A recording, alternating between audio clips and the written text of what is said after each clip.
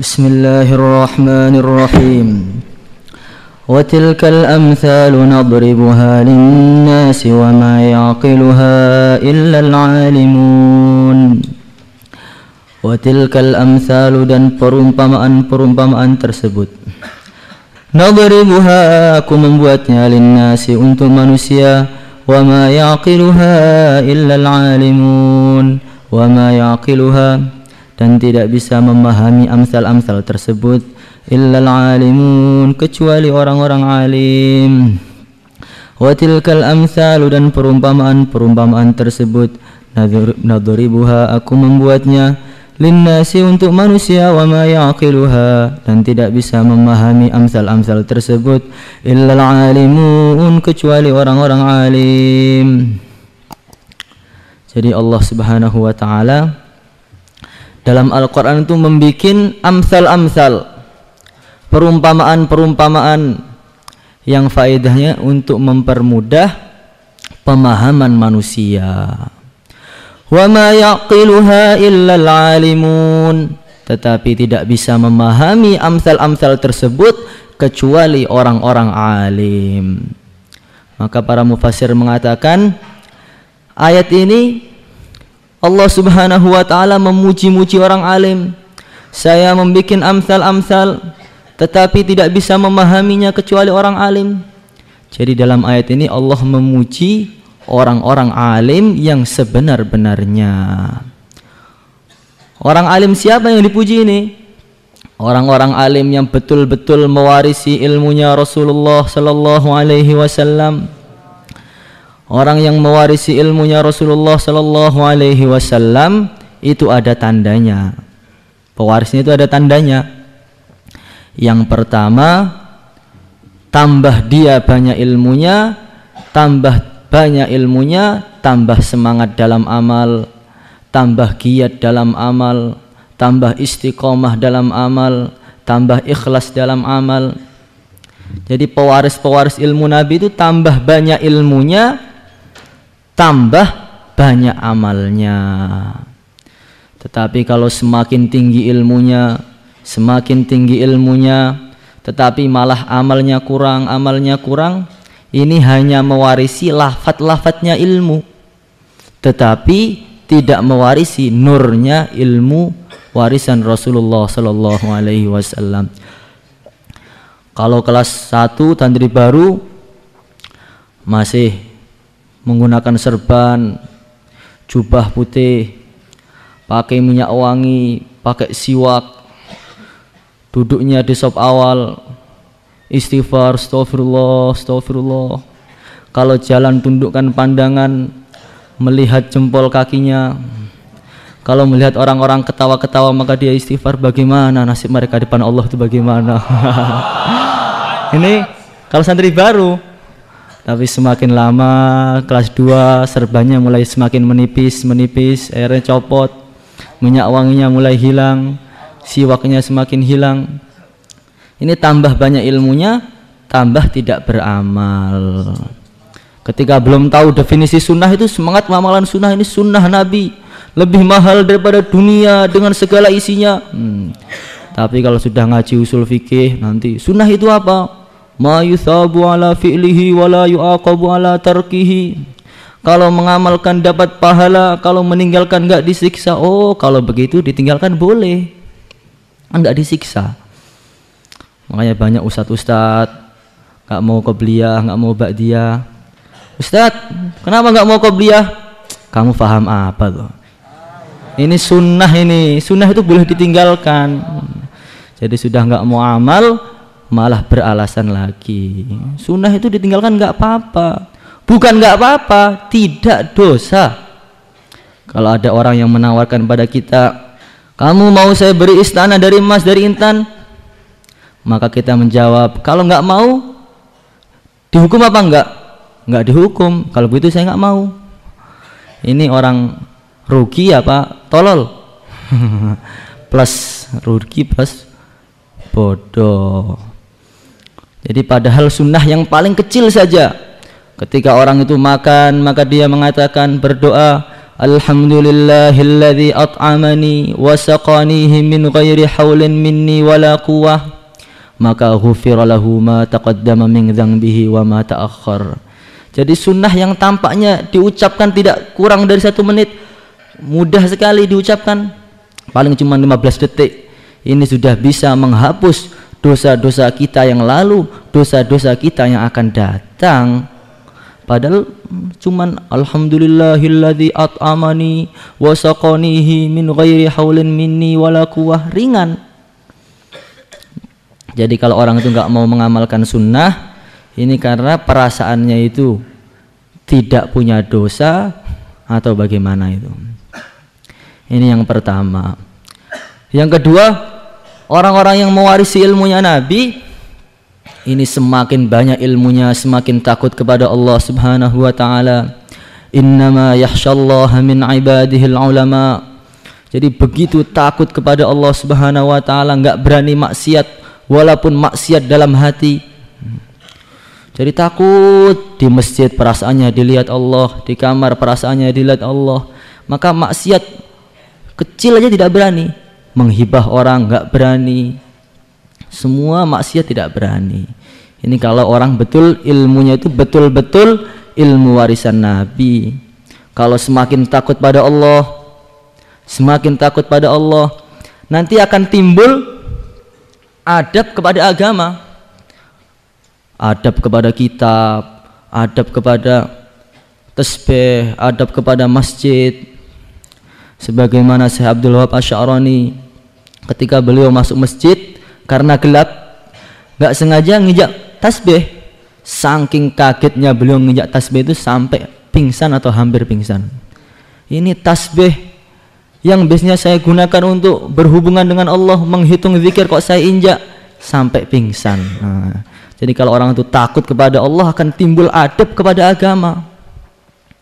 Termasuk adabnya kepada Allah itu bagaimana? Termasuk adab kepada Allah itu ketika kita berdoa itu kita merengek-rengek kepada Allah, kita tampakkan lemah kita depan Allah.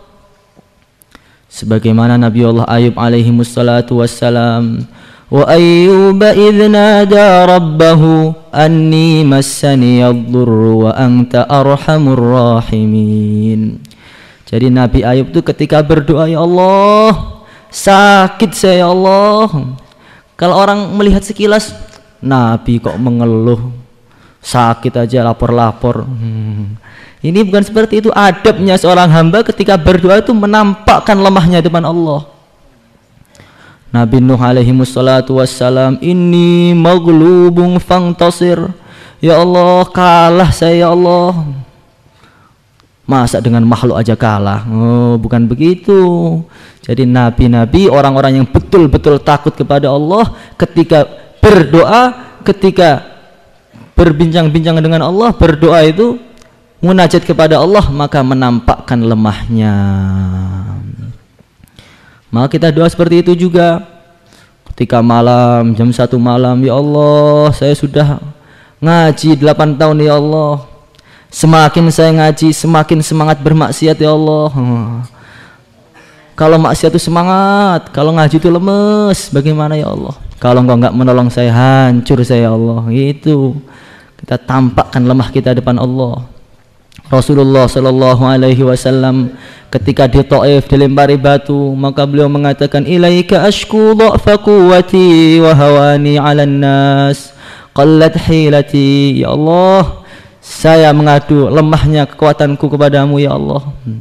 Habis usaha saya ya Allah, hina saya depan manusia. Nah, itu pimpinan para nabi, pimpinan para rasul ketika berdoa itu merengek-rengek di depan Allah Subhanahu wa ta'ala.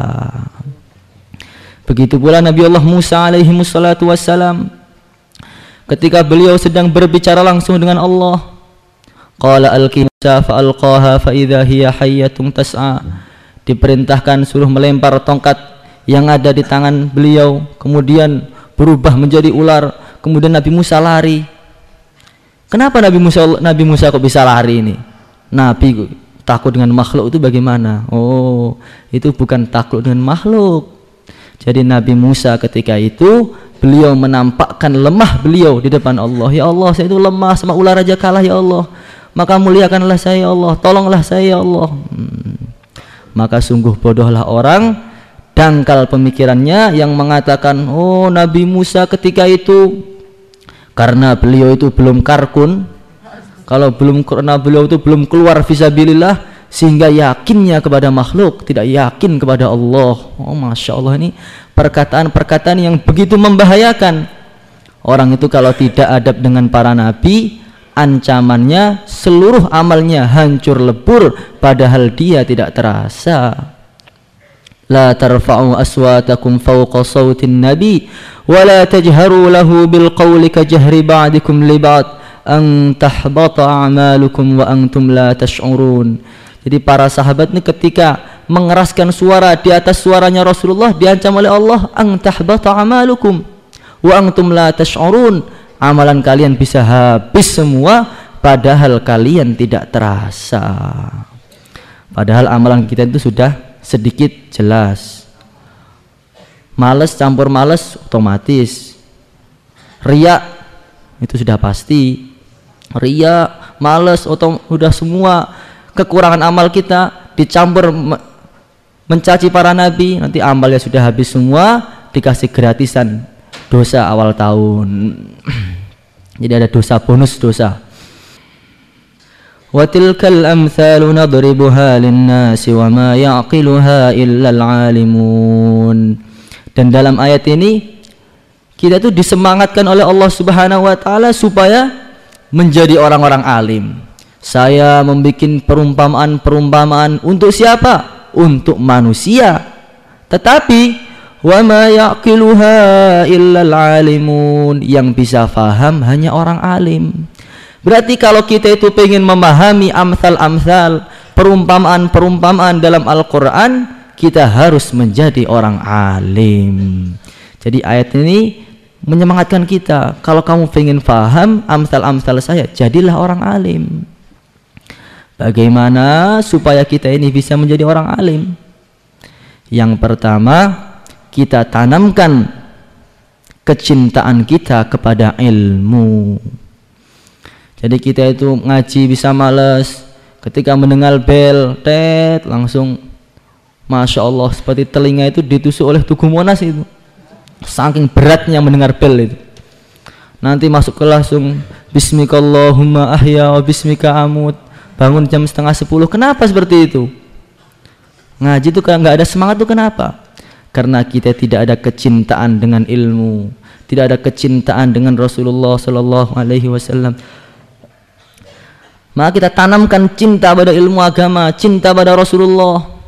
Kalau orang itu sudah cinta dengan sesuatu, maka pandangannya berubah, sikap dia berubah. Dia akan siap berkorban, apapun saja akan dia korbankan. Seperti Majnun Laila. Dulu ada orang itu begitu mencintai Laila itu, saking mencintai Laila sampai dikatakan, "Lau qila limajnuni Laila awaslaha turidu amid dunya wa ma fi qawayaha laqala hubarum min turabin 'alaiha ahabbu ila nafsi wa ashfa li balwaha." Seumpama Qais itu, orang yang begitu mencintai Laila, ditanya, "Wahai Qais, lebih senang mana kamu, bertemu dengan Laila atau diberi dunia dengan segala isinya?" Maka Qais akan menjawab dengan lantang tanpa keraguan walaupun sebiji dzarrah pun. Dia akan mengatakan, jangankan bertemu dengan Laila, itu terlalu tinggi. Debu-debu yang menempel di sendalnya Laila itu lebih saya cintai daripada dunia dengan segala isinya. Ini kalau orang cinta seperti itu. Maka nanti kalau wali santrinya datang, "Kamu mau neruskan ngaji apa mau kuliah atau mau kerja?" Ya, ini pertanyaan yang tidak bermutu. Debu-debu yang menempel di kitab saya itu lebih saya cintai daripada nyawa saya sendiri. Walaupun saya diberi seumpama Allah beri saya 1000 nyawa, akan saya gunakan untuk mencari ilmu Nabi, mati, nyari ilmu lagi, mati, sampai 1000 pun akan saya korbankan semua. Apalagi cuman kerja, apalagi cuman kuliah, itu bukan bandingan sama sekali. Itu ahli ilmu yang sebenarnya seperti itu. Jangan ahli ilmu itu cengeng. Ada masalah dikit telepon orang tuanya, "Pak, mati saya, Pak." Semua dicurhatin, semua galau sana, galau sini. Sampai daun-daun pun tidak bisa lepas dari curhatan dia. Semua sampai jam tangannya dicurhatin, semua dicurhatin. Ini ahli ilmu apa ini? Ahli ilmu itu harus kokoh, sabar, tabah. La astashilanna as-sa'ba aw udrikal muna faman qadatil amalu illa lisabira. Sungguh akan saya jadikan seluruh perkara sulit itu mudah semua sampai saya mencapai cita-cita saya. Gitu ahli ilmu itu. Jangan ahli ilmu manja. Ini yang pertama. Yang kedua, untuk mendapatkan ilmu warisan kenabian, yaitu dengan kita mengamalkan ilmu-ilmu yang sudah kita tahu. Man amila bima alim awrathahullahu ilma ma lam ya'lam. Barang siapa yang mengamalkan ilmu yang dia sudah tahu, nanti Allah akan beri pemahaman-pemahaman, Allah akan beri dia ilmu-ilmu yang dia belum tahu.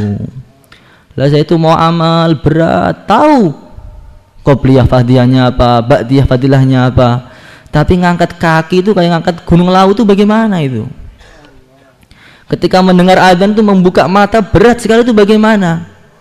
Oh, gampang aja itu caranya. Anggap hari ini adalah hari kita terakhir di dunia. Kalau kita membayangkan hari ini hari terakhir, sore ini sore yang terakhir, itu nggak bisa kita ngantuk, itu nggak bisa. Maka ada seorang ulama, beliau putar melihat ada suami istri sholat, salam, sholat lagi, salam lagi, terus nggak ada berhentinya. Pagi sampai zuhur sholat lagi, sampai asar sholat, maghrib subuh sholat lagi, nggak ada capeknya. Maka ulama tadi tanya, "Tuan, resepnya itu apa, Tuan? Kok sholat nggak ada capek itu, resepnya apa?" Oh, ini ada resep rahasia ini. Jadi dulu kami itu pengantin baru. Ketika malam pertama suaminya mengatakan pada istrinya, "Wahai hamba Allah, mungkin malam ini bukan malam pertama, malam ini malam kita yang terakhir di dunia, bagaimana? Maka kalau kita malam ini tahajud aja sampai subuh bagaimana?" "Oh iya, bagus, tahajud sampai subuh." Ketika subuh suaminya mengatakan lagi, "Mungkin pagi ini pagi yang terakhir, kita puasa aja ya." "Oh, puasa sampai zuhur, sampai asar, terus nggak ada berhentinya. Sampai bertahun-tahun sholat terus karena perasaan dia hari itu adalah dia di dunia. Maka kalau kita tuh azan subuh Allahu Akbar, kok berat? Mungkin subuh ini subuh yang terakhir, langsung bangun. Mungkin nanti sore saya sudah diangkat menuju ke tempat penguburan, langsung berangkat. Kita malas amal itu karena kita terlalu banyak angan-angan. Nanti setelah ini mau kerja dulu, mau bikin rumah, mau ini, mau itu. Ketika kita perasaannya umur kita masih panjang, kita akan menunda-nunda amal dan kita tidak akan semangat dalam amal. Maulaya salli wa sallim daiman abada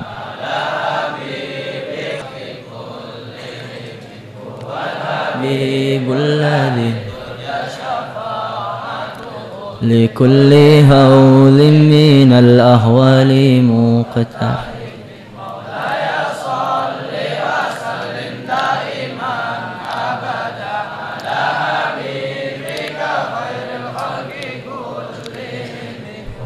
Habibul